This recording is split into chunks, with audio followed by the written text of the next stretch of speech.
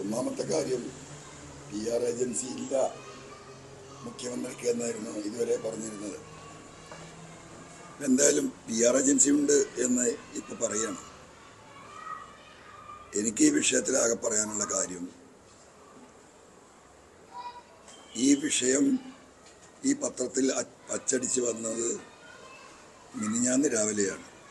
മിനിഞ്ഞാന്നിൻ്റെ തലേനാൾ രാവിലെ 5 മണിക്ക് പത്രം അവൈലബിൾ ആണ്. വൈകുന്നേരം 8:30 മണിക്കാണ് കോഴിക്കോട് മുതലക്കുള മൈതാനിയിൽ മാമി കേസുമായി ബന്ധപ്പെട്ട യോഗത്തിലാണ് ഈ പത്രം ഞാൻ ഉയർത്തിപ്പിടിച്ച് ഈ ചോദ്യം ഉന്നയിക്കുന്നത്. ആ പകല് പൂർണ്ണമായും കടന്നുപോയി. ഇങ്ങനെ ഒരു തെറ്റ് പറ്റിയിട്ടുണ്ടെങ്കിൽ എന്തുകൊണ്ട് അപ്പം തിരുത്തൽ കൊടുത്തില്ല? രാത്രി 8:30 മണിക്ക് ഞാനിത് പറയുമ്പോഴും തിരുത്തൽ കൊടുക്കുന്നില്ല.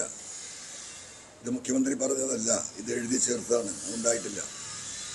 അത് കഴിഞ്ഞ് പിറ്റേ ദിവസം ഉച്ചക്ക് ഇത് വാർത്തയാകുന്നു. രാത്രി 8:30യോട് കൂടിയിട്ട് വലിയ വിവാദമായിരുന്നു.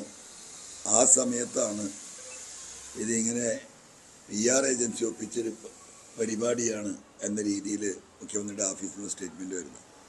ഇത് പച്ചക്കള്ളാണ്, പച്ചക്കള്ളമാണ് എന്നത് എല്ലാവർക്കും അറിയാം. അതിൽ ആത്മാർത്ഥമായിട്ടാണ്, അത് തെറ്റായിരുന്നെങ്കിൽ ആത്മാർത്ഥമായിട്ട് എപ്പോൾ ഇടപെടണം? പിറ്റേ ദിവസം പത്രം കേരളത്തിൽ ഇറങ്ങുമ്പം മുഖ്യമന്ത്രിയുടെ ഓഫീസിൽ നിന്ന് വാർത്താക്കുറിപ്പ് വരണം. അതുണ്ടായില്ല. 32 മണിക്കൂർ കഴിഞ്ഞിട്ടാണ് പത്രം ഇറങ്ങി. രാത്രി 12 മണി വേണ്ട, രാവിലെ 5 മണി കൂട്ടിയാൽ 32 മണിക്കൂർ കഴിഞ്ഞിട്ടാണ് ഇത് വലിയ വിവാദമായി. ഈ പറയുന്ന ജനങ്ങളിത് സംസാരമായി. വാർത്താമാധ്യമങ്ങൾ ഇത് വലിയ ചർച്ചയ്ക്ക് വിധേയമാക്കി. ഒരു രക്ഷയുമില്ലാതായപ്പോഴാണ് ഇതുപോലെയുള്ള ഒരു നാടകം ഈ പറയുന്ന ഹിന്ദു പത്രവുമായി ചേർന്ന് ഒരു അഡ്ജസ്റ്റ്മെൻ്റ് ഉണ്ടാക്കി പുറത്തുവിട്ടിട്ടുള്ളത്. കാരണം നമ്മളതിൽ സംശയിക്കേണ്ട കാര്യമില്ല. മുഖ്യമന്ത്രി അതിനു മുമ്പ് നടത്തിയ പ്രസ്താവനയിലും പറഞ്ഞത് തന്നെയാണ്, മലപ്പുറത്താണ് ഏറ്റവും കൂടുതൽ സ്വർണം പിടിക്കുന്നത്, ഏറ്റവും കൂടുതൽ കള്ളക്കടത്ത് നടക്കുന്നത്. 150-60 കേസിൽ 129 കേസും മലപ്പുറത്താണെന്ന് അദ്ദേഹം സ്റ്റേറ്റ്മെൻറ്റ് നടത്തിയാണ്. ഈ പണം ദേശദ്രോഹ പ്രവർത്തികൾക്ക് പോകുന്നുണ്ട് എന്ന് പറഞ്ഞാണ്. എന്തായാലും ഇന്നലെ വൈകുന്നേരം അദ്ദേഹം നടത്തിയ ഒരു പൊതുപരിപാടിയിൽ ആദ്യമായിട്ട് ഈ വിഷയം ആരംഭിച്ചിട്ട് കരിപ്പൂർ എയർപോർട്ട് എന്നൊരു വാക്ക് മുഖ്യമന്ത്രിയിൽ നിന്ന് കേൾക്കുകയാണ്. കോഴിക്കോട് എയർപോർട്ട് എന്ന വാക്ക് മുഖ്യമന്ത്രി കേൾക്കുകയാണ്. ഇതുവരെ എയർപോർട്ടിൻ്റെ പേരുണ്ടായിരുന്നില്ല. മലപ്പുറം ജില്ല, മലപ്പുറം ജില്ല, മലപ്പുറം ജില്ല, മലപ്പുറം ജില്ല, ഇത് മാത്രം ഉണ്ടായിരുന്നത്. എന്തായാലും ഇന്നലെ രാത്രിയെങ്കിലും മലപ്പുറം ജില്ല എന്നുള്ളത് ഈ പറയുന്ന കോഴിക്കോട് എയർപോർട്ടും കരിപ്പൂർ എയർപോർട്ടുമായി അദ്ദേഹം തിരിച്ചറിഞ്ഞതിൽ നന്ദിയുണ്ട്. ഇത്രയാണ് ആ വിഷയത്തെക്കുറിച്ച് പറയാനുള്ളത്. ഇതിലിപ്പോൾ അന്ന് വൈകുന്നേരം നടന്ന ചാനൽ ചർച്ചകളിൽ പത്രം ഇറങ്ങി രാത്രിയാണ് ചാനൽ ചർച്ചകൾ നടക്കുക. അന്ന് CPM-ന്റെ വക്താക്കളായ എല്ലാ ആളുകളും മുഖ്യമന്ത്രി പറഞ്ഞതിനെ ന്യായീകരിക്കുകയായിരുന്നു. അത് തെറ്റാണ് എന്നുണ്ടെങ്കിൽ മുഖ്യമന്ത്രിയുടെ ഓഫീസിന് അവർക്കൊരു കുറിപ്പ് കൊടുക്കാവുന്നതേ ഉള്ളൂ. അപ്പോൾ ഇതൊരു ടെസ്റ്റ് ആയിട്ട് നടത്തിയതാണെന്ന് വിചാരിക്കുന്നുണ്ടോ? അല്ല, ടെസ്റ്റ് അല്ല. ഈ ടെസ്റ്റ് എത്രയോ കാലമായിട്ട് നടത്തിയതല്ലേ. എത്രയോ കാലമായിട്ട് ഇപ്പോൾ ഈ കഴിഞ്ഞ ഈയിടെയായിട്ട് സ്ഥിരമായിട്ട് ഈ ജില്ലയെ കുറിച്ച് അദ്ദേഹത്തിൻ്റെ അഭിപ്രായം അതാണല്ലോ. ആ അഭിപ്രായം കേരളത്തിലെ ജനങ്ങളെ കേട്ടുകൊണ്ടിരുന്നുള്ളൂ. മുസ്ലിം ഭൂരിപക്ഷ ജില്ലയായ മലപ്പുറം ജില്ല ദേശദ്രോഹികളുടെ താവളമാണ് എന്ന് ഇന്ത്യയിലെ മുഴുവൻ സമൂഹത്തെ അറിയിക്കാനാണ് ഹിന്ദുവിന് കൊടുത്തത്. ഇതാണ് ഡൽഹിയിൽ പത്രസമ്മേളനം നടത്തിയത്. ആ പത്രം BJP ഓഫീസിലും RSS കേന്ദ്രങ്ങളിലും അത് ചർച്ചാ വിഷയമാകണമെന്ന ദുരുദ്ദേശത്തോടു കൂടി തന്നെയാണ് ഡൽഹിയിൽ വെച്ച് അദ്ദേഹം നടത്തിയിട്ടുള്ളത്. എന്നെ സംബന്ധിച്ചത് 100% ഉറപ്പാണ്. ഞാൻ അവിടെയാണ് ആ വിഷയത്തിൽ നിൽക്കുന്നത്.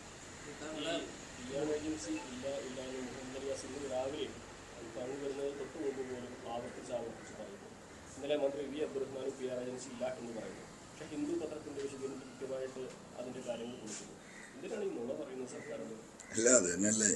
സത്യമായിട്ട് എന്തെങ്കിലും ഒരു കാര്യം ഞാൻ ഈ വിഷയം ഉന്നയിച്ചതിന് ശേഷം കഴിഞ്ഞ 1.5 മാസമായിട്ട് ഏതെങ്കിലും ഒരു സ്റ്റേറ്റ്മെൻറ്റ് സത്യസന്ധമായിട്ട് പാർട്ടീൻ്റെ അടുത്തു നിന്നോ മുഖ്യമന്ത്രിൻ്റെ ഓഫീസിൽ നിന്ന് വന്നിട്ടുണ്ടോ? ഇല്ലല്ലോ. ഇപ്പോഴും ആകത്തുക എന്താ പറഞ്ഞത്? ഇന്നലെ മുഖ്യമന്ത്രി എന്താ പറഞ്ഞത്? അദ്ദേഹം ഇവിടെ ഈ നടന്ന കാര്യങ്ങളെക്കുറിച്ച് മിണ്ടുന്നില്ല. ഞാൻ പറഞ്ഞു, ഒരു ജുഡീഷ്യൽ അന്വേഷണത്തെക്കുറിച്ച് ഞാൻ പറഞ്ഞു. ആ അന്വേഷണത്തിൽ എന്നെ ഉൾപ്പെടുത്തട്ടെ എന്ന് പറഞ്ഞു. ധൈര്യം ഉണ്ടോ ഈ ഗവൺമെൻറ്റിന്? അപ്പോൾ ഈ സ്വർണ്ണക്കള്ളക്കടത്ത് യഥാർത്ഥത്തിൽ ഞാൻ പറഞ്ഞതിലേക്കല്ലേ വിരൽ ചൂണ്ടുന്നത്? ഈ പറയുന്ന സുജിത് ദാസും അജിത് കുമാറും മുഖ്യമന്ത്രിയുടെ പൊളിറ്റിക്കൽ സെക്രട്ടറി ശശി ഉൾപ്പെടെയുള്ള നെക്സസ് തന്നെയാണ് ഈ 3 കൊല്ലം ഈ സ്വർണ്ണ വേട്ടയും സ്വർണം പൊട്ടിക്കലും ഉരിക്കലും നടത്തിയത് എന്നൊരു യാഥാർത്ഥ്യമല്ലേ. ബഹുമാനപ്പെട്ട മുഖ്യമന്ത്രി ധൈര്യം ഉണ്ടെങ്കിൽ ജുഡീഷ്യൽ അന്വേഷണത്തിന് കൊടുക്കട്ടെ. ധൈര്യമുണ്ടോ? വെല്ലുവിളിക്കുക. ഒരു പ്രാവശ്യമല്ല, പല പ്രാവശ്യം പറഞ്ഞു. ഇപ്പോഴും അതൊന്നുമില്ല. ഇന്നലത്തെ പറയുന്നത് എന്താ? ഇതിൻ്റെ പിന്നിൽ ദേശദ്രോഹ ശക്തികളുണ്ട്.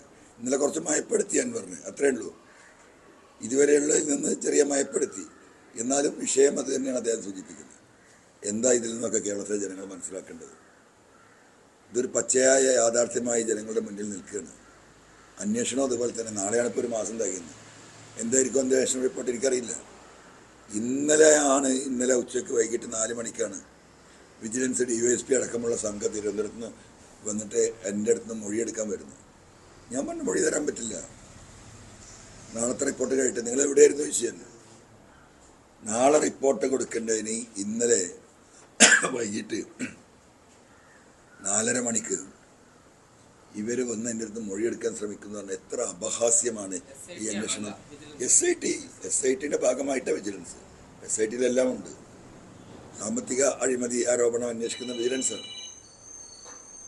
ഇതാണ് ഇതിൻ്റെ യാഥാർത്ഥ്യം. അത് കേരളത്തിൽ ജനങ്ങൾ മനസ്സിലാക്കട്ടെ. ഈ 1 മാസത്തെ റിപ്പോർട്ട് കൊടുക്കുമ്പോൾ ഈ വിഷയങ്ങൾ പ്രഥമ ദൃഷ്ടിയ അതിൽ അന്വേഷണം നടത്താനാണല്ലോ 1 മാസം വെച്ചത്. അതിലിതൊക്കെ വരുമല്ലോ. അല്ല, മൊഴിയെടുക്കാൻ ഇവിടെ വന്നിരുന്നു. ഞാൻ മൊഴി നൽകിയിട്ടില്ല. ഞാൻ തിരുവനന്തപുരത്ത് നിന്ന് കാണാമെന്ന് പറഞ്ഞു. ഞാൻ ഈ 1-ാം തീയതി 30 ദിവസം തികയുന്ന അന്വേഷണ റിപ്പോർട്ടൊന്ന് കാണട്ടെ. എന്നിട്ട് വേണമല്ലോ മൊഴി കൊടുക്കണോ വേണ്ടില്ലെങ്കിൽ ആ പരാതി അങ്ങോട്ട് പിൻവലിച്ചാൽ മതിയല്ലോ. വെറുതെ ഈ നാടകത്തിന് എന്തിനാണ് ഞാൻ നിൽക്കുന്നത്? ഞാൻ നിൽക്കാൻ തയ്യാറല്ല. എനിക്ക് കോടതിയെ സമീപിക്കാനേ മാർഗമുള്ളൂ. ഹിന്ദു ലേഖനം മാത്രമല്ല, മുൻപ് പ്രത്യേകിച്ച് കോവിഡ് സമയത്തൊക്കെ മുഖ്യമന്ത്രി കാര്യങ്ങളൊക്കെ ചെയ്യുന്ന നിയന്ത്രിക്കുന്ന PR ഏജൻസികളാണെന്ന ആരോപണം പ്രതിപക്ഷം ഉന്നയിച്ചിരുന്നു. അന്നൊക്കെ നിഷേധിക്കുക ചെയ്തത്. PR ഏജൻസികൾ ഇപ്പൊ അംഗീകരിച്ചില്ലേ? അതേന്ന് മുമ്പ് ഉണ്ടായിട്ടുണ്ടാവും, നമുക്കറിയില്ലല്ലോ. ഈ ഹിന്ദു പറഞ്ഞ വിശദീകരണത്തിൽ ഒരു പ്രധാനപ്പെട്ട കാര്യം കൂടിയുണ്ട്. മുഖ്യമന്ത്രി പറഞ്ഞതിനേക്കാൾ കൂടുതൽ അധികം വാക്കുകൾ PR ഏജൻസി എഴുതി കൊടുത്തതാണ് ഞങ്ങൾ പ്രസിദ്ധീകരിച്ചത് എന്നാണ് ഹിന്ദു പറഞ്ഞത്. അപ്പോൾ PR ഏജൻസി ഉണ്ട് എന്നതിനപ്പുറം മുഖ്യമന്ത്രി പറഞ്ഞതിനേക്കാൾ കൂടുതൽ എഴുതി ചേർക്കാൻ മാത്രം ശക്തിയുള്ള PR ഏജൻസികളാണോ മുഖ്യമന്ത്രിയെ നിയന്ത്രിക്കുന്നത്? ഇതൊക്കെ നാടകല്ലേ. മുഖ്യമന്ത്രി ഈ ഇൻട്രാക്ഷൻ കൊടുക്കും, ഇന്റർവ്യൂ കൊടുക്കുമ്പോൾ അവിടെ റെക്കോർഡിംഗ് ഉണ്ടല്ലോ, റെക്കോർഡ് ചെയ്തിട്ടുണ്ടല്ലോ. ഹിന്ദു അതൊന്ന് പുറത്തു വിടട്ടെ. അവിടെ റെക്കോർഡ് മുഖ്യമന്ത്രിയുമായിട്ടുള്ള ഞാൻ വെല്ലുവിളിക്കാതെ പുറത്തു വിടാൻ ഹിന്ദു തയ്യാറുണ്ടോ? അങ്ങനെ ഇത് കട്ട് ചെയ്തുകൊണ്ടാണ് ഹിന്ദു പുറത്തു വിടുന്നെങ്കിൽ ആ CD പുറത്തു നിൽക്കാൻ തയ്യാറുണ്ടോ? ഫോറൻസിക്കിന് കൊടുക്കാലോ. ഇതിൽ വല്ല മാനിപ്പുലേഷൻ നടത്തിയിട്ടുണ്ടോ, കട്ട് ചെയ്തിട്ടുണ്ടോ, ആഡ് ചെയ്തിട്ടുണ്ടോ നോക്കാലോ. ജനങ്ങളെ സംശയം ദൂരീകരിക്കണ്ടേ ഗവൺമെൻറ്? ഇങ്ങനെ പറഞ്ഞു പോയാൽ മതിയോ? അവർ പറയുന്നത് എന്തും വിശ്വസിക്കുക. ജനങ്ങൾ മനസ്സിലാക്കുന്നത് തെറ്റാണെന്ന് അവർ പറയാതെ അംഗീകരിച്ചു കൊടുക്കുക കേരളീയ സമൂഹം.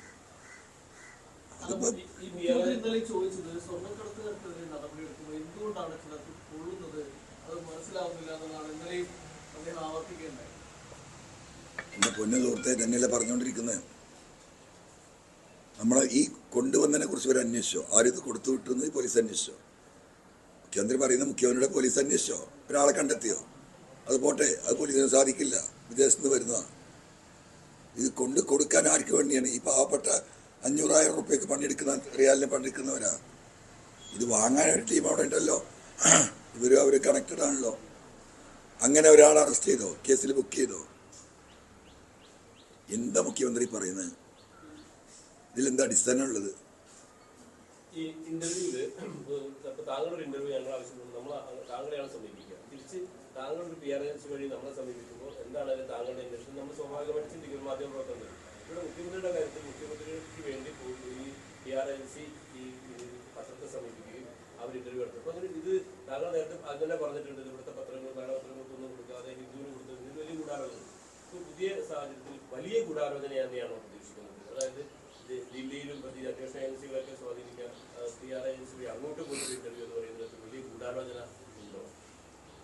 അല്ല, ഇത് വലിയ ഗൂഢാലോചന എന്ന് പറയുന്നത് ഇത് ശക്തമായ ഒരു ആലോചനയുടെ ഭാഗം തന്നെയാണ്. അത് ഗൂഢമായി ഇരുന്നിട്ട് മുഖ്യമന്ത്രിയുടെ ഓഫീസ് അതിനൊക്കെ ശേഷിയുള്ളവരവിടെ ഉണ്ടല്ലോ.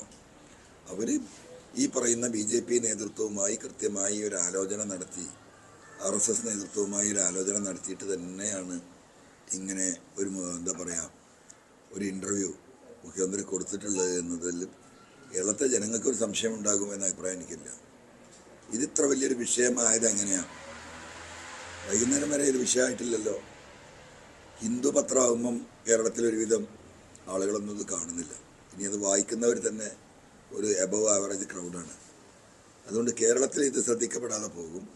എന്നാലോ അവരുദ്ദേശിക്കുന്ന കേന്ദ്രങ്ങളിൽ ഡൽഹിയിൽ ഇത് അവർക്ക് എത്തിക്കാനും കഴിയും എന്നത് ഉദ്ദേശിക്കുന്നത്. അല്ലെങ്കിൽ പകൽ നിങ്ങൾ കാണണ്ടേ? നിങ്ങളാരും അത് ചർച്ചയാക്കിയിട്ടില്ലല്ലോ.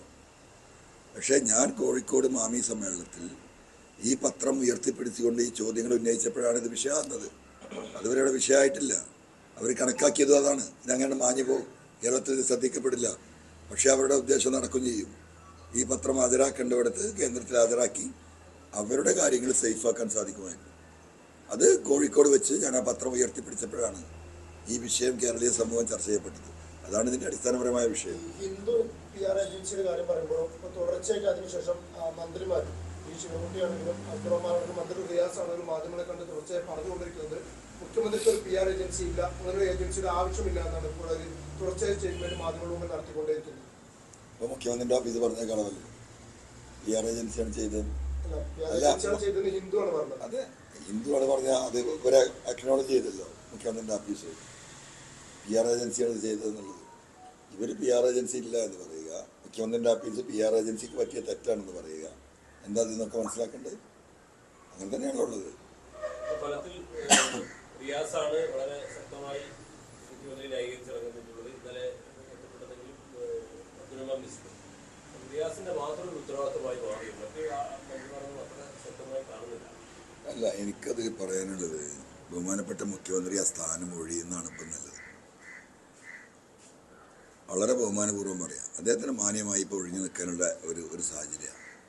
ഇതിൻ്റെയൊക്കെ വസ്തുതകളും സത്യങ്ങളും പുറത്തു വരട്ടെ, ഞാൻ തൽക്കാലം മാറി നിൽക്കുന്നുണ്ട് എന്ന് അദ്ദേഹത്തിന് കേരളത്തിൽ ഞങ്ങളോട് പറയാലോ. അത് അദ്ദേഹത്തിൻ്റെ ബഹുമാനം ആദരവും ഈ സമൂഹത്തിൽ വർദ്ധിപ്പിക്കുകയുള്ളൂ. അതിന് പകരം എന്ത് പൊറാട്ട് നാടകം ഇവിടെ നടത്തിയാലും അതെവിടെ എത്താൻ പോകുന്നില്ല. അത് കേരളത്തിലെ ജനം തിരിച്ചറിഞ്ഞിട്ടുണ്ട്. അതിന് ഒരു റിയാസല്ല 100 റിയാസ് നിന്ന് ഈ കാര്യങ്ങൾ പറഞ്ഞാലും കേരളത്തിലെ ജനങ്ങൾ ഇതിൻ്റെ യാഥാർത്ഥ്യങ്ങളൊക്കെ മനസ്സിലാക്കി കഴിഞ്ഞു. എന്താ പ്രതിപക്ഷത്തിന് ഒരു ശക്തിയില്ലാത്തതൊക്കെ പറയുമ്പോൾ ഇവിടെ UDF-ന് ഈ കാര്യത്തിൽ ശക്തിയുണ്ടോ? ഇതാ പറയുന്നത്, ഒരു നെക്സസ് ഇവിടെ പ്രവർത്തിക്കുന്നു. ഈ ലീഡർഷിപ്പിൽ, എല്ലാ പാർട്ടിയിലെയും ലീഡർഷിപ്പിലെ ചില ആളുകൾ തമ്മിൽ വലിയൊരു നെക്സസ് ഉണ്ട്. ആ നെക്സസ് ഇവിടെ പ്രവർത്തിക്കുന്നുണ്ട്. അതുകൊണ്ടാണ് ഇതൊന്നും ആഞ്ഞ് ശബ്ദമുയർത്തി പറയാൻ കഴിയാത്തത്. അതിൽ കൂടെ തന്നെയാണ് ഈ കാര്യങ്ങളൊക്കെ അട്ടിമറിക്കപ്പെടുന്നത്. ഓഫീസിലൊരു ഉപജാപക സംഘം ഉണ്ടെന്ന് പറഞ്ഞിരുന്നു. അത് ഈ PR ഏജൻസി ഉൾപ്പെടുന്നതാണോ? അല്ല, PR ഏജൻസിയെ കുറിച്ച് ഞാൻ അങ്ങനെ ഒരു സംഭവം ഞാൻ ഇതുവരെ കണ്ടിട്ടില്ല. ഇന്നലെ മുഖ്യമന്ത്രിയുടെ ഓഫീസിൽ നിന്ന് പറയുമ്പോഴാണ് PR ഏജൻസിക്ക് പറ്റിയ തെറ്റാണെന്ന് പറയുമ്പോഴാണ് അവിടെ PR ഏജൻസി വർക്ക് ചെയ്യുന്നുണ്ടെന്നാണ്. ഇതൊക്കെ ദുരൂഹമായി വർക്ക് ചെയ്യുന്നുണ്ടെന്ന് നമുക്കറിയില്ല. പ്രത്യക്ഷമായി വർക്ക് ചെയ്യുന്നത് നമ്മൾ കണ്ടിട്ടില്ല. പോലീസുമായിട്ടുള്ള ആരോപണം വന്നപ്പോൾ അവസാന ഘട്ടത്തിൽ താങ്കൾ പറഞ്ഞൊരാവശ്യം മുഖ്യമന്ത്രി ആഭ്യന്തരം ഒഴിയണമെന്നാണ്. അദ്ദേഹം പരാജയമാണ്. മുഖ്യമന്ത്രി സാറിന് ഒഴിയണമെന്ന് പറയുമ്പോൾ കുറച്ചുകൂടി കടുപ്പിക്കുകയാണ്. അല്ല, കടുപ്പിക്കുന്നതല്ല, അതാണ് അദ്ദേഹത്തിന് നല്ലത്. അദ്ദേഹമാണത് ആലോചിക്കേണ്ടത്. അദ്ദേഹത്തെ സ്നേഹിക്കുന്ന ആളുകൾ അതാണ് ഉപദേശിച്ചു കൊടുക്കേണ്ടത്. ഇനി 1.5 വർഷം 1.25 വർഷമുള്ളത്. അദ്ദേഹത്തിന് ആരോഗ്യപരമായ പ്രശ്നങ്ങളുണ്ട്. ഇതെല്ലാം നിലനിൽക്കുകയാണ്. ഇത്രയും വലിയ ഒരവസ്ഥയിലേക്ക് പാർട്ടി എന്തിനാണ് അദ്ദേഹത്തെ തന്നെ വേറെ മുഖ്യമന്ത്രിയാവാൻ ശേഷിയുള്ളവർ ഈ പാർട്ടിയിലുണ്ടല്ലോ. പാർട്ടി ആലോചിക്കണ്ടേ? എന്തുകൊണ്ടാണ് പാർട്ടി ഇതൊന്നും ആലോചിക്കാത്തത്? എന്താ ചർച്ചയ്ക്ക് എടുക്കാത്തത്? യഥാർത്ഥത്തിൽ ചെയ്യേണ്ടതല്ലേ?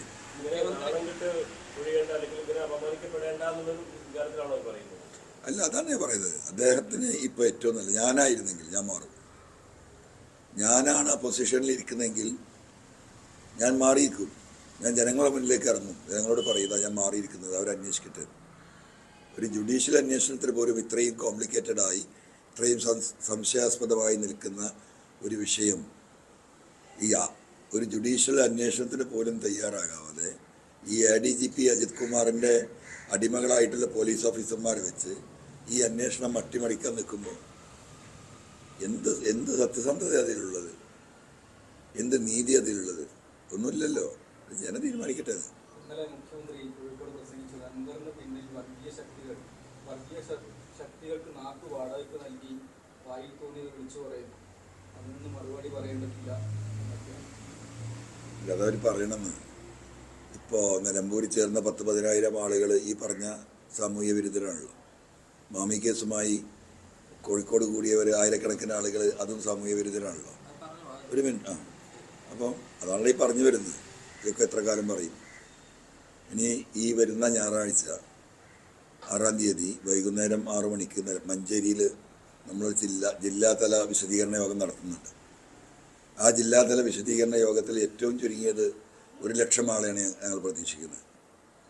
അപ്പോൾ ഈ വരുന്ന ഈ 1,00,000 ആളുകൾ ഈ പറയുന്ന എന്താ പറയുക സാമൂഹ്യ വിരുദ്ധരാണോ, വർഗീയവാദികളാണോ, ഈ നാടിന് നാശമുണ്ടാക്കാൻ ഇറങ്ങുന്നവരാണോ?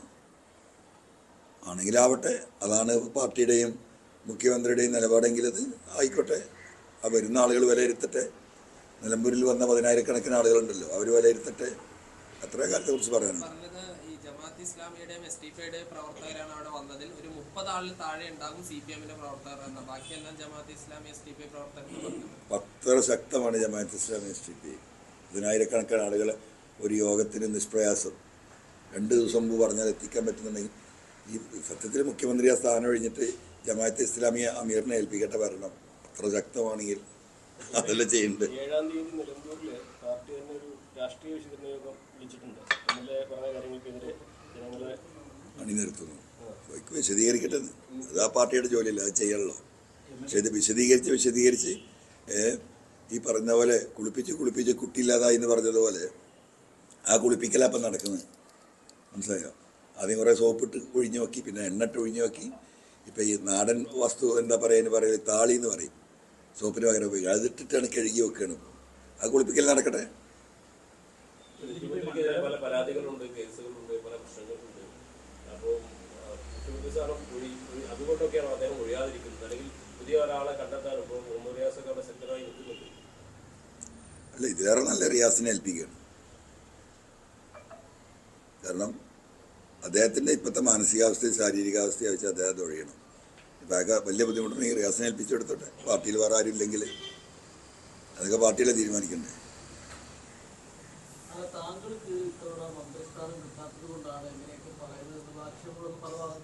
വളരെ ശരിയാണ്. ഞാൻ കരഞ്ഞ് കാല് പിടിച്ചൊരു മന്ത്രിസ്ഥാനം തരൂന്ന് പറഞ്ഞിട്ട് അന്ന് തീരുമാനിച്ചു ഞാൻ മന്ത്രിസ്ഥാനം കിട്ടാതെ ഇപ്പോൾ വിലയൊന്ന് ശരിയാക്കണം. അതാണ് ശരി. അങ്ങനെ പോട്ടെ.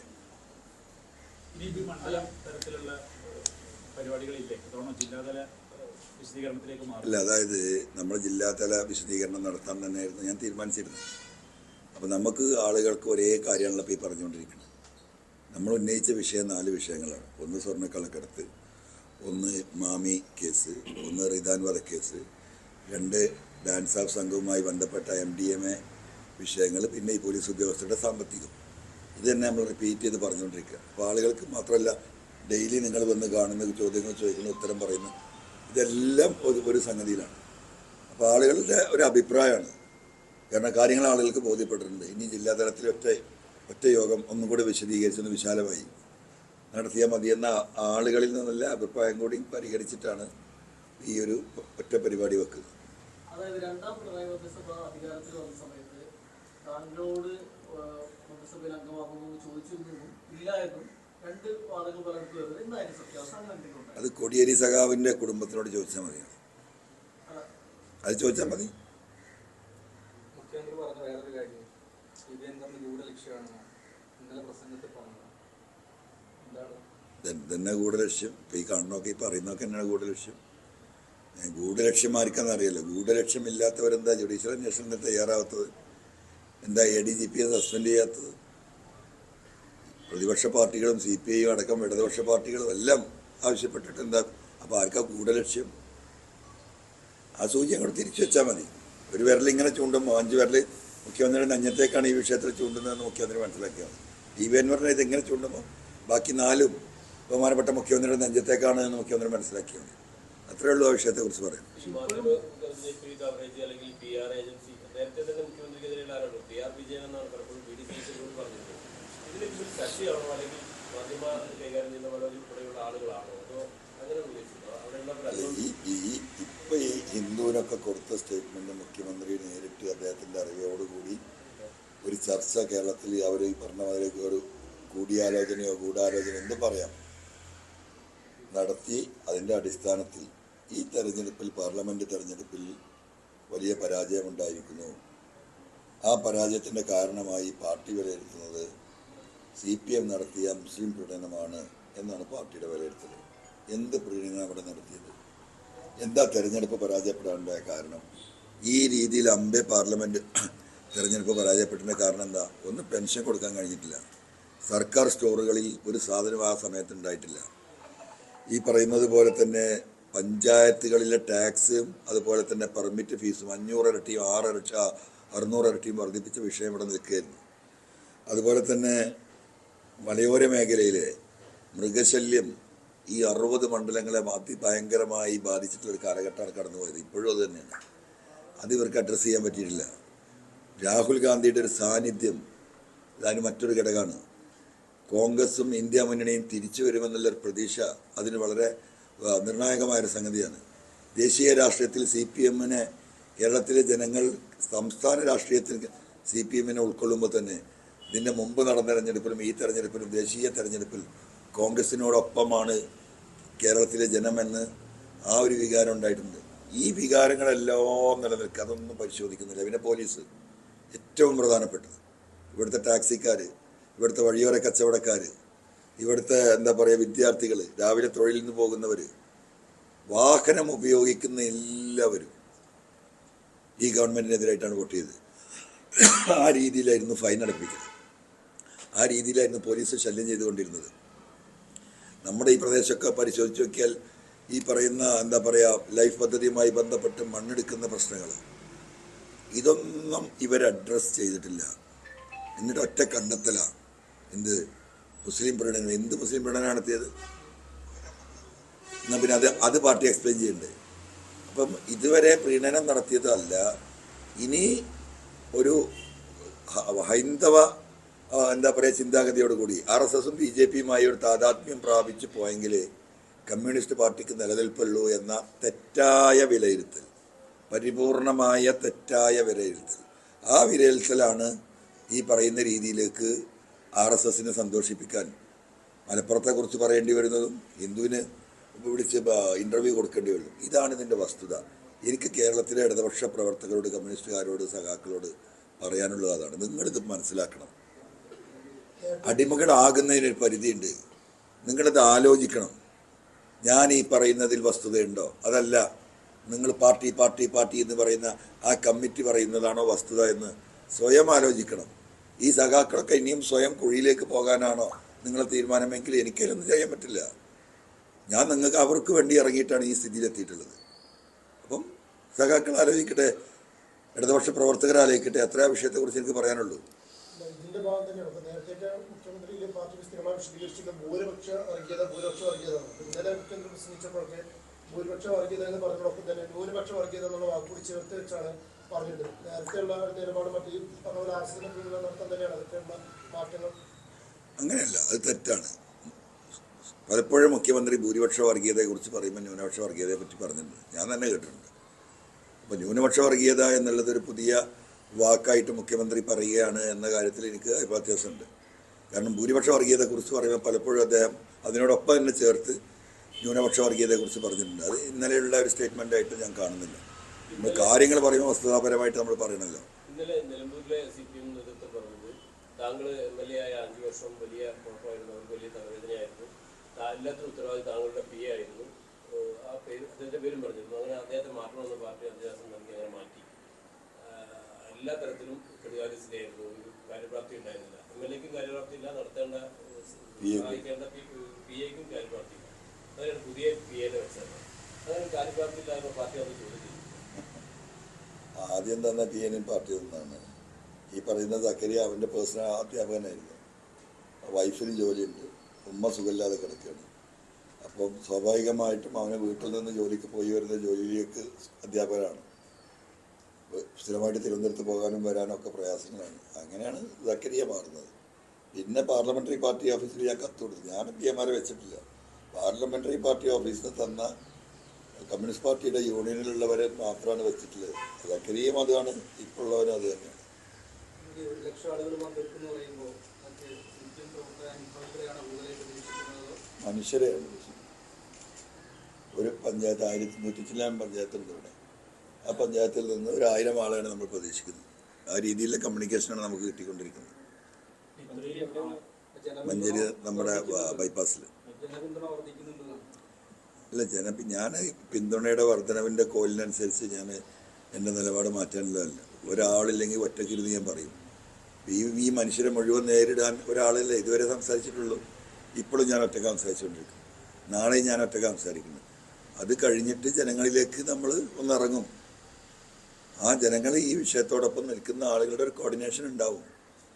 അതിനിവിടെ ഒരു പൊളിറ്റിക്കൽ ജനകീയ അടിത്തറ ഉണ്ടാവും. ആ പൊളിറ്റിക്കൽ ജനകീയ അടിത്തറയുമായി ഈ വിഷയങ്ങളുമായി മുന്നോട്ട് പോകും. ഇനിയിപ്പോൾ ആദ്യം ഞാൻ ഏറ്റെടുക്കാൻ പോകുന്ന ഈ മലയോര കർഷകരുടെ ഈ മാൻ അനിമൽ കോൺഫ്ലിക്റ്റാണ്, വന്യമൃഗശല്യം. ഈ 60 നിയോജക മണ്ഡലത്തിലും വാഹനജാഥ നടത്തി ജനങ്ങളെ ഇതിലേക്ക് കൊണ്ടുവന്ന് ശക്തമായ സമരത്തിന്, ഇത് കേന്ദ്രമാണെന്ന് പറഞ്ഞിട്ട് ഈ മനുഷ്യനെ ചവിട്ടി ആന അരക്കുമ്പോഴും ഒരു കാരുണ്യമില്ലാതെ പുലിയും കടുവയും വന്ന് മനുഷ്യനെ ആക്രമിച്ച് കൊല്ലുമ്പോഴും അവർക്ക് എന്തെങ്കിലും ഒരു എന്താ പറയുക കോമ്പൻസേഷൻ കൊടുത്ത് തടിയൂരുന്ന ഈ സംവിധാനത്തിൽ നിന്ന് സംസ്ഥാന ഗവൺമെൻറ്റിൻ്റെ റെസ്പോൺസിബിലിറ്റി ഇന്ന് വരെ എടുത്തിട്ടില്ലെന്ന് ഉറച്ച് വിശ്വസിക്കുന്നതാണ്. അപ്പോൾ എനിക്ക് ഇതുവരെ ചെറിയ പരിമിതിയൊക്കെ ഉണ്ടായിരുന്നു, ഇനിയൊരു പരിമിതിയില്ല. ഫോറസ്റ്റ് ഡിപ്പാർട്ട്മെൻറ്റിൻ്റെ കീഴിൽ വലിയ ഗൂഢാലോചന ഇതിൻ്റെ പിന്നിലുണ്ട്. ഈ വന്യമൃഗങ്ങൾ മനുഷ്യരുടെയൊക്കെ ഇറങ്ങുന്നതിന് കൃത്യമായൊരു പ്ലാനിങ് ഈ പറയുന്ന അന്തർദേശീയ ഏജൻസികളുടെ സഹായത്തോടു കൂടി നടക്കുന്നുണ്ട്. ഒക്കെ തുറന്നു പറയാൻ പോയാൽ ഞാൻ നിങ്ങളൊന്നും വിചാരിക്കുന്നിടത്തല്ല ഈ മാൻ ആനിമൽ കോൺഫ്ലിക്റ്റ്. എന്തുകൊണ്ട് മൃഗങ്ങൾ ഇങ്ങോട്ട് വരുന്നു? മൃഗങ്ങളെ സമ്മർദ്ദം ചെലുത്തിയിട്ട് ഇങ്ങോട്ട് വരുത്താനുള്ള സംവിധാനങ്ങൾ ഒരുക്കിക്കൊണ്ടിരിക്കുന്നുണ്ട്. എക്സ്പ്ലെയിൻ ചെയ്യാൻ പോവുകയാണ് ഞാൻ. കാസർഗോഡ് നമ്മളെ പശ്ചിമഘട്ടം, കണ്ണൂരിൽ നിന്ന് കാസർഗോഡ് നിന്ന് ഇങ്ങനെ ആരംഭിച്ച് നമ്മളെ വയനാട്ടിലൂടെ കയറി ഇങ്ങനെ നമ്മളെ നിലമ്പൂർ വഴി കരുവാരക്കുണ്ട്, മേലാറ്റൂർ, പാലക്കാട്, മണ്ണാർക്കാട്, പാലക്കാട്, അങ്ങനെ തൃശ്ശൂരും ഫുൾ ഫോറസ്റ്റ് ബൗണ്ടറി പങ്കിടുന്ന ഏരിയസ്. പാർട്ടിയിൽ നിന്ന് പോകുമ്പോൾ ടി.പി. ചന്ദ്രശേഖരൻ പോയപ്പോഴായാലും മഞ്ഞളാംകുടി പാർട്ടി വിട്ടപ്പോഴായാലും ഒക്കെ പിണറായി വിജയൻ്റെ ഒരു ശൈലിയുണ്ട്, എല്ലാവരും പൊതുവിശേഷ ശൈലി. വളരെ ഷാർപ്പായി അദ്ദേഹത്തെ വിമർശിക്കുന്ന, പൊതുയോഗങ്ങളിൽ വിമർശിക്കുന്ന ഒരു ശൈലിയുണ്ട്.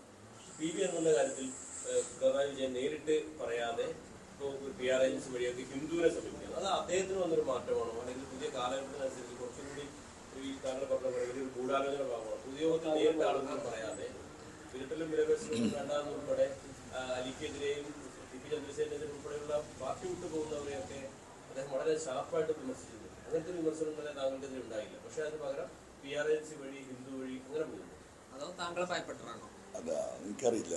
അതിൽ ഞാൻ മനസ്സിലാക്കുന്നത് ഇപ്പം അലി പോയ കാര്യമായാലും പിന്നെ പാരാപ്പോയെന്ന് പറഞ്ഞ് TP ഇവരൊക്കെ പോയ കാര്യങ്ങളും ഞാൻ ഉയർത്തുന്ന വിഷയങ്ങൾ തമ്മിൽ ഒരുപാട് വ്യത്യാസമുണ്ട്. അവരൊക്കെ പ്രാദേശികമായ വിഷയങ്ങൾ അല്ലെങ്കിൽ വ്യക്തിപരമായ വിഷയങ്ങളുമായി ബന്ധപ്പെട്ടിട്ടാണ് പോകുന്നത്. ഞാൻ പുറത്താക്കപ്പെടുന്നത് ജനങ്ങളുടെ വിഷയം പറഞ്ഞപ്പോഴാണ്. ഞാൻ എൻ്റെ കാര്യം പറഞ്ഞപ്പോഴല്ല, എൻ്റെ കാര്യത്തിന് വേണ്ടി എന്ന് വരുത്തി തീർക്കാനുള്ള കഠിനമായ പരിശ്രമം CPM മുഖ്യമന്ത്രി നടത്തുന്നുണ്ടെങ്കിൽ ഒന്നും എവിടെ എത്തിയിട്ടില്ലല്ലോ. അപ്പം ഞാൻ ഉയർത്തിയ വിഷയങ്ങൾ വളരെ സീരിയസ് ആണ്. ഇന്നലെ മുഖ്യമന്ത്രി എന്താ പറഞ്ഞത്? അൻവർ നൽകിയ പരാതി ഞങ്ങൾ അവജ്ഞയോടെ തള്ളിയിട്ടില്ല, അത് അന്വേഷണത്തിനാണ് വിട്ടത്. ആ അന്വേഷണം എങ്ങനെ നടക്കുന്നു എന്നുള്ളത് വേറെ വിഷയം. പക്ഷെ ഞാൻ പറയുന്നതിൽ കാര്യമുണ്ട് എന്ന് പ്രഥമ ദൃഷ്ടിയ മുഖ്യമന്ത്രിയും ഈ പറയുന്ന ഗവൺമെൻറ്റും അംഗീകരിച്ചിരിക്കുകയാണ്. അപ്പോൾ എന്നെ നേരിട്ട് വ്യക്തിപരം ഈ വിഷയാധിഷ്ഠിതമായി എന്നെ എതിർക്കാൻ കഴിയില്ല ഒരിക്കലും. അപ്പോൾ വ്യക്തിഹത്യ നടത്തി നോക്കുകയാണ്. ആ വ്യക്തിഹത്യ നടത്തിയിട്ട് അത് വിജയിക്കുന്നത് അവർ നോക്കട്ടെ. അതുകൊണ്ടാണ് ഈ പറയുന്ന രീതിയിൽ ഒരു നേരിട്ടുള്ള ആക്രമണത്തിന് അവർ മുതിർന്നല്ലോ. തുടക്കത്തിലൊക്കെ മുതിർന്നല്ലോ. തിരിച്ചടി നല്ല മറുപടി കിട്ടിയപ്പോഴാണല്ലോ ഒതുങ്ങിയത്. ഇന്നിപ്പോൾ ബാലനെ കാണുന്നില്ലല്ലോ. AK ബാലൻ സഖ അവിടെ പോയി. ഹിന്ദു പത്രം ഞാൻ പറഞ്ഞപ്പോൾ ഹിന്ദുക്കളുടെ പത്രമാണെന്ന് PV അൻവർ തെറ്റിദ്ധരിച്ചു എന്നാണ് ഇന്നലെ പറഞ്ഞത്. ഞാൻ ഇന്നലെ വേറെ ഏതൊരു TV ക്ക് പറഞ്ഞു കൊടുത്തല്ലോ. ഞാൻ 5ാം ക്ലാസ് പഠിക്കുമ്പോൾ ഈ വീട്ടിൽ പത്രം വരുന്നുണ്ട് ഹിന്ദു, നിങ്ങൾക്കറിയോ? 1970-72 അന്ന് പത്രമില്ല ഇവിടെ, ബോംബെയിലുള്ള പ്രിൻറ്റിങ്. അവിടുന്ന് പത്രം ട്രെയിനിലാണ് വരിക. ട്രെയിനിൽ ബുക്ക് ചെയ്ത് വന്നിട്ട് കോഴിക്കോട് എത്തിക്കഴിഞ്ഞാൽ ഇവിടുന്ന് ആളെ വിട്ടിട്ടാണ് എൻ്റെ പിതാവ് ആ പത്രം വാങ്ങിക്കൊണ്ടിരിക്കുക. അന്ന് AK ബാലൻ എന്ന ഹിന്ദു കാണാൻ തുടങ്ങിയ പത്രം. അപ്പോൾ അതതിൻ്റെയൊക്കെ വ്യത്യാസം. അവർക്ക് ആള് മാറിപ്പോയി. അപ്പം മനുഷ്യനെ എങ്ങനെയൊക്കെ അപമാനപ്പെടുത്താൻ പറ്റുമോ, എങ്ങനെയൊക്കെ ഈ പറയാ വർഗീയവൽക്കരിക്കാൻ പറ്റുമോ? സഖാവ് ബാലനൊക്കെ ഈ രീതിയിൽ ഇതിനെ ഇറങ്ങിത്തിരിഞ്ഞാൽ അത് പാലക്കാടത്തെ സഖാക്കൾ പ്രതികരിക്കുന്നുണ്ട്, എനിക്ക് വിളിച്ചുകൊണ്ടിരിക്കുന്നുണ്ട്, ബന്ധപ്പെട്ടുകൊണ്ടിരിക്കുന്നുണ്ട്, ഇഷ്ടംപോലെ വോയിസ് മെസ്സേജ് ഉണ്ട്, നമുക്ക് കാണാം. നമുക്ക് ഒരു രാഷ്ട്രീയ അടിത്തറ ജനങ്ങളുമായി ചേർന്ന് രാഷ്ട്രീയ അടിത്തറ അതൊരു പൊളിറ്റിക്കൽ പാർട്ടിയിലേക്ക് മാറുന്നുണ്ടോ? അങ്ങനൊരു നീക്കം അല്ല, പൊളിറ്റിക്കൽ പാർട്ടി അല്ലാത്ത ഒരു സംഗതി ഇവിടെ വിജയിക്കില്ല. നമ്മളിവിടെ ഒരുപാട് പരീക്ഷണങ്ങൾ പലരും നടത്തിയത് കണ്ടാണ്. കൃത്യമായ രാഷ്ട്രീയ ലക്ഷ്യബോധമില്ലാതെ ഒരു സാംസ്കാരിക സാമൂഹിക സംഘടന രൂപീകരിച്ചുകൊണ്ടൊന്നും ഒന്നും അവിടെ ചെയ്യാൻ കഴിയില്ല. ജനാധിപത്യത്തിൻ്റെ അടിസ്ഥാനം ജനങ്ങളാണ്, അത് തെരഞ്ഞെടുപ്പാണ് നിശ്ചയിക്കുന്നത്. ആ തെരഞ്ഞെടുപ്പിൽ പങ്കാളികളാവാത്ത ഒരു രാഷ്ട്രീയ സാമൂഹിക പ്രസ്ഥാനം ഒരു രാഷ്ട്രീയ പ്രസ്ഥാനമായി വളരൂല. അപ്പം ജനങ്ങളുടെ മനസ്സറിയുന്ന എവിടെയാണ് തെരഞ്ഞെടുപ്പാണ്. ആ തെരഞ്ഞെടുപ്പിൽ മത്സരിക്കണമെങ്കിൽ എന്ത് വേണം? രാഷ്ട്രീയ പാർട്ടി ആവണം. ആ രാഷ്ട്രീയ പാർട്ടികളെ ഒരു വോട്ടർ അംഗീകരിക്കുള്ളൂ, ചെറുതോ വലുതാവട്ടെ. അപ്പോൾ സ്വാഭാവികമായും ഈ മൂവ്മെൻ്റ് ഒരു പൊളിറ്റിക്കൽ പാർട്ടിയായി മാറും. ഇനി യാതൊരു തർക്കമില്ല. ഈ വിഷയത്തിൽ ഉറച്ചു നിൽക്കുന്ന ഒരു 10 പേരാവട്ടെ. കേരളത്തിലെ ലക്ഷക്കണക്കിന് യുവാക്കളുടെ പിന്തുണ ഈ വിഷയത്തിലുണ്ട്. ഒന്നും നഷ്ടപ്പെടാത്ത യുവാക്കളാണ് അവർ. അവർക്ക് നഷ്ടപ്പെടാൻ പോകുന്ന അവരുടെ ജീവിത സംവിധാനങ്ങൾ തകർക്കപ്പെടുന്നത്, നാടിൻ്റെ സമാധാനം തകർക്കുന്നത് കേരളത്തിലെ യുവാക്കൾ കാണുന്നുണ്ട്. അവരാണ് എൻ്റെ പ്രതീക്ഷ. അവരിൽ നല്ലൊരു വിഭാഗം ഈ സത്യം തിരിച്ചറിഞ്ഞ് എൻ്റെ കൂടെ നിൽക്കും എന്ന് തന്നെയാണ് ഞാൻ കരുതുന്നത്. രാഷ്ട്രീയ പാർട്ടി രൂപീകരിക്കും. രാഷ്ട്രീയ പാർട്ടി രൂപീകരിക്കും. ഇനി പറയാതിരുന്നിട്ട് രാഷ്ട്രീയ പാർട്ടി രൂപീകരിക്കും. ഇപ്പോ താങ്കൾ അതിന്റെ പ്രധാന പ്രത്യക്ഷത്തിലുള്ള ഒരു നേതാവ് എന്നുള്ള നിലയ്ക്കുണ്ട്. വേറെ ഈ കേരളം അറിയപ്പെടുന്ന ഏതെങ്കിലും നേതാക്കൾ വരുമോ? അല്ല, ഒരു നേതാവ്, അതാണ് തെറ്റ്. ഈ കുറച്ച് ഇവരൊക്കെ നേതാവാക്കിയാരാ? അല്ല, ജനങ്ങളല്ലേ. അപ്പം ആ ജനങ്ങളിൽ നിന്ന് വരും. ഇപ്പം എന്താ പറയുക, നേതാവായി നെറ്റിയിൽ ചാപ്പടിച്ചോടൊന്നും ഈ സംവിധാനത്തിന് വേണമെന്നില്ല. ഈ നെക്സസിൻ്റെ ഭാഗമാകാത്ത ആരെങ്കിലും ഉണ്ടെങ്കിൽ നമ്മളോട് യോജിക്കാൻ തയ്യാറുണ്ടെങ്കിൽ നമ്മൾ യോജിപ്പിക്കും. അല്ലെങ്കിൽ പുതിയൊരു ടീം വരും, യുവാക്കൾ. 21 വയസ്സായ ആർക്കും കൂടെ മത്സരിക്കാമല്ലോ. ആ വ്യക്തിയല്ലല്ലോ. നമ്മൾ ഉയർത്തുന്ന വിഷയങ്ങളും നമ്മൾ ഉയർത്തുന്ന നയപരിപാടികളും നമ്മൾ പറയുന്ന ആദർശവും, ആ ആദർശത്തെ പ്രതിനിധീകരിക്കുന്ന ഒരു വ്യക്തിയായിരിക്കും അതിൻ്റെ ലീഡർ. അത് ചെറുതാകാം വലുതാകാം. അതാണ് ജനങ്ങളുടെ മുന്നിലേക്ക് നമ്മൾ ഇടുന്നത്. ആളെ വലിപ്പം കാണിച്ചു കൊടുത്ത് അതിന് വോട്ട് വാങ്ങില്ല. നമ്മൾ ഉയർത്തുന്ന ആശയങ്ങൾ, ആദർശങ്ങൾ, കാഴ്ചപ്പാടുകൾ, അതിനോടൊപ്പം നിൽക്കാവുന്ന ജനങ്ങളെയാണ് നമ്മൾ പ്രതീക്ഷിക്കുന്നത്. എവിടെ? അല്ല, ഇനിയിപ്പോൾ പഞ്ചായത്ത് തെരഞ്ഞെടുപ്പൊക്കെ വരുന്നുണ്ടല്ലോ. പിന്നെന്താ, കേരളത്തിലെ മുഴുവൻ പഞ്ചായത്ത് തെരഞ്ഞെടുപ്പിലും പഞ്ചായത്തുകളിലും നമ്മളുണ്ടാക്കുന്ന പാർട്ടിയുടെ സ്ഥാനാർത്ഥികൾ മത്സരിക്കും. യാതൊരു തർക്കമില്ല. അല്ല, അത് എന്തായാലും ഇപ്പോൾ അധികം വൈകില്ല.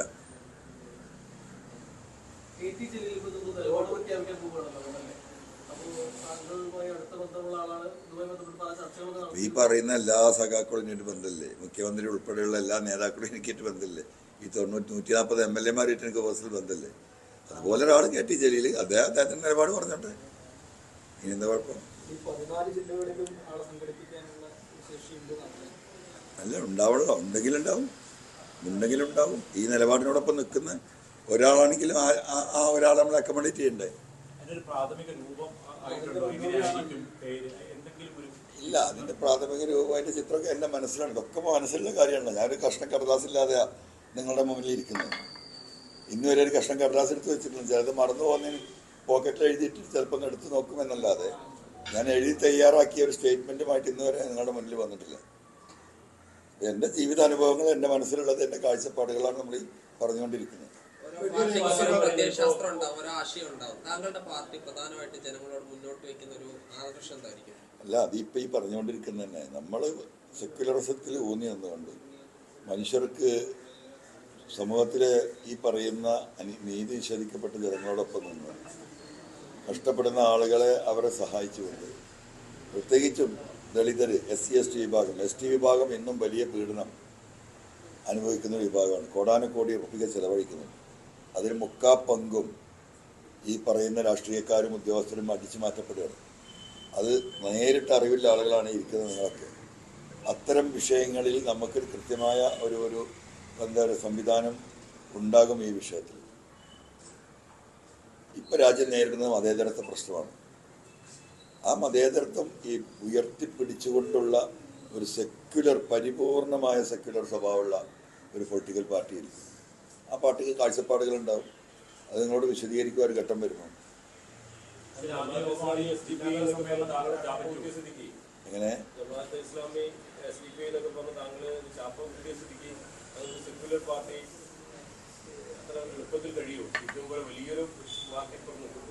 ഇവിടേക്ക് എത്തിയില്ലേ? നമുക്ക് കാണാം. എന്താ വെച്ചാൽ താങ്കൾക്കെതിരെ വലിയ ജമാഅത്ത് ഇസ്ലാമി ആരോപണം ഉണ്ടല്ലോ. കുറെ വർഷം താങ്കൾ 8 വർഷത്തോളം പാർട്ടിക്കൊപ്പം ഉണ്ടായിരുന്നല്ലോ.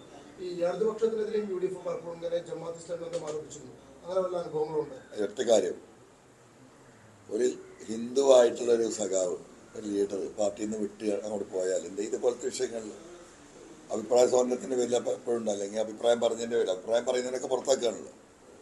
അവൻ ആ പാർട്ടി ഓഫീസിനെ പടി കടന്നാൽ പറയാതെ പോകുന്ന സംഖ്യ, ആ പോകുന്ന സംഖ്യ ഒരു മുസ്ലിമാണ് ആ പാർട്ടി വിട്ട് പുറത്തിറങ്ങി അപ്പം പറയും ആ പോകുന്നു, എന്താ പറയുക, വർഗീയവാദി, ജമാഅത്ത്, കുന്തം കൊടസക്കറം, സുഡാപ്പി, ക്രിസംഗി, ഇതൊക്കെ ആരുണ്ടാക്കിയ പേരാ?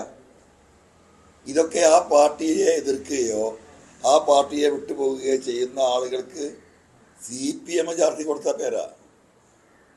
ആ പേരിപ്പം മാപ്പിളയാ എനിക്ക് ചാർത്തുന്ന ഉറപ്പല്ലേ? ഇതിലെന്താ വ്യത്യാസം? ഇത് ലൈവാണോ? ലൈവാണോ?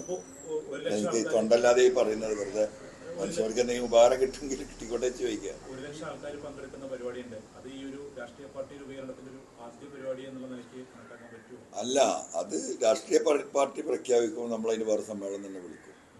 ഇതിപ്പോൾ നമ്മൾ നമ്മുടെ ആശയങ്ങൾ ഇപ്പം നമ്മൾ ജനങ്ങളുടെ മുന്നിൽ പറഞ്ഞിരിക്കുന്ന വിഷയങ്ങളുമായി ബന്ധപ്പെട്ടാണ് ജനങ്ങൾ ആകാംക്ഷയോട് കൂടി ഈ വിഷയത്തിൽ നിൽക്കുന്നത്.